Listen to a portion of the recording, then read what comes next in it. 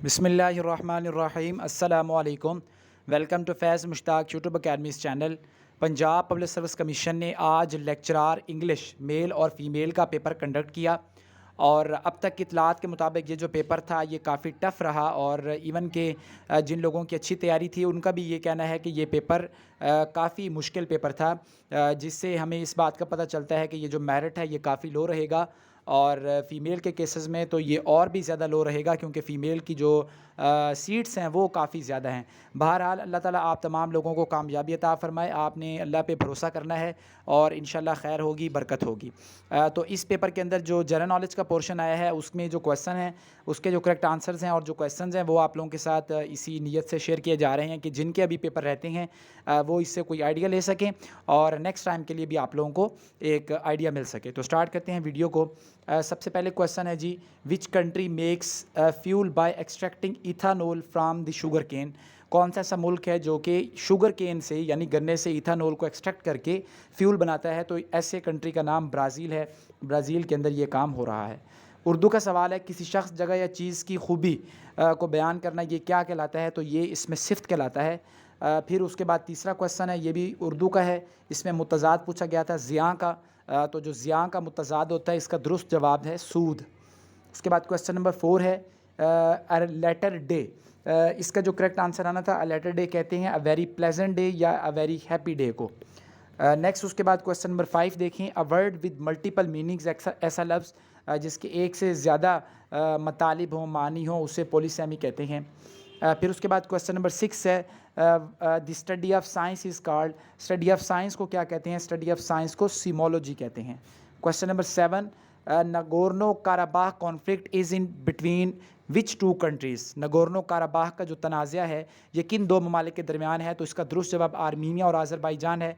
ये famous current affair का question है। 2020 में इनके दरमियान, इन्हीं दिनों में यानी 2020 जून के दिनों में इनके दरमियान एक दोबारा से इस तनाज़े का आगाज़ हुआ था। बाद में सितंबर 2020 में भी हमें एक जंग की कैफियत देखनी पड़ी और उसके बाद फिर दोबारा से भी हमें जंग की कैफियत देखनी पड़ी। लेटेस्ट सिचुएशन के मुताबिक आज़रबाईजान जो है उसका यहाँ पे कंट्रोल दोबारा से बहाल हो चुका है।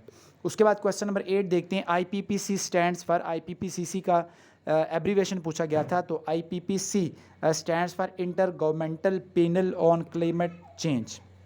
Question number 9, the famous book Das capital is written by which author.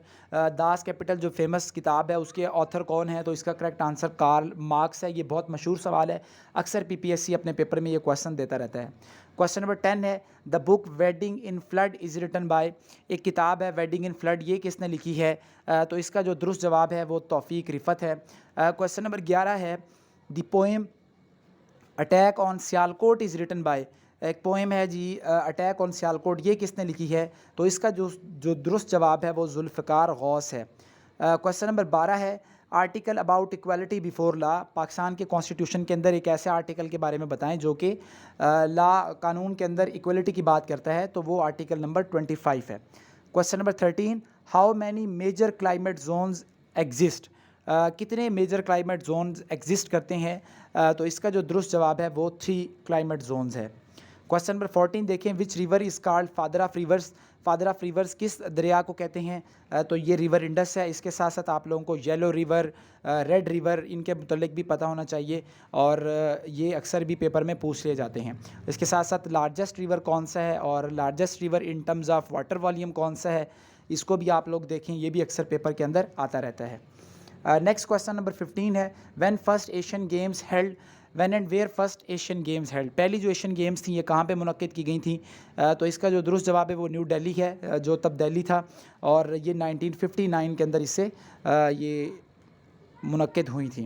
Question number 16 है, Ustad Amanat Ali Khan belongs to which family. Ustad Amanat Ali Khan किस ख़ानदान से ताल्लुक़ रखते हैं? तो इसका जो दुरुस्त जवाब है वो पटियाला घराना है। Question number 17, where is Potala palace located, या पुताला पैलेस की जो लोकेशन है वो क्या है? तो ये लहासा के अंदर मौजूद है जो कि तिब्बत में वाक़ है। क्वेश्चन नंबर 18 में एंटोनम पूछा गया है इंग्लिश के वर्ड डिलीजेंट का। तो ये फेमस वर्ड है, आपका दुरुस्त हो गया होगा ये सवाल। इसका जो करेक्ट आंसर है वो लेज़ी है।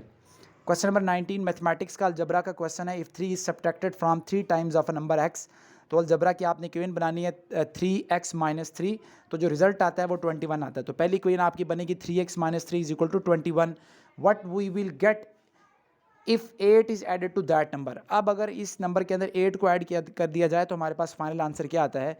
तो इस सवाल का जो दुरुस्त जवाब है वो 12 है, और ये जो क्वेश्चन है ये अलजबरा से लिया गया है। तो ये कुछ क्वेश्चंस हैं जनरल नॉलेज के इंग्लिश के, और इंशाल्लाह अभी मैं थोड़ा मसरूफ़ हूँ, सफ़र में हूँ, तो जैसे ही मिलेगा मुझे टाइम 1-2 दिन के अंदर, तो आप लोगों का जो इंग्लिश का पेपर है वो मुकम्मल तौर पे सॉल्व करके और उसे बाकायदा लेक्चरार इंग्लिश से चेक करवा के उसकी एक कंप्लीट जो आंसर की है वो भी आप लोगों के लिए वीडियो की सूरत में पेश की जाएगी। अपना बहुत ख्याल रखें जी, चैनल को सब्सक्राइब कर लें, वीडियो को लाइक करें। अल्लाह हाफ़िज़।